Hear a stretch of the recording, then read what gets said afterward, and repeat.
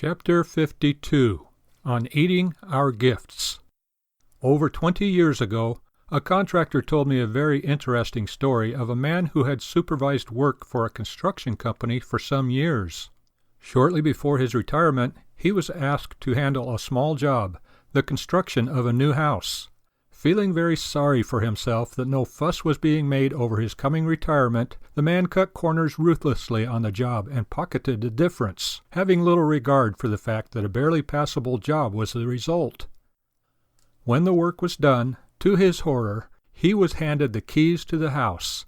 It was his retirement gift from an appreciative company. The man then had to live with his sin.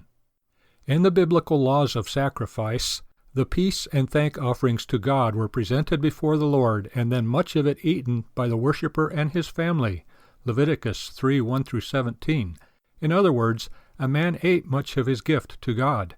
The requirement for all offerings was that they be the best of the herd and of the field, without blemish. God rejected the idea that man could bring him leftovers and coals. Some of man's offerings man had to eat in part, which, among other things, made clear to the worshiper that what a man gave to God also came back to him.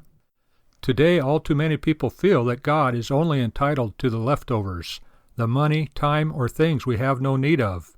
I can recall some years ago how many fine pastors, hard-working and godly men, got the leftovers from their parish. The furniture nobody wanted ended in the manse. The clothing no one else could use was passed on to the pastor's family. God's work was all too often given only the leftovers of men's lives and possessions. Well, what are these churches getting now? The clergy today is largely made up of God's leftovers, men he does not regard as fit to use. In town and country, men are getting what God will not use, an ungodly generation of clergymen. Be not deceived, God is not mocked, for whatsoever a man soweth, that shall he also reap.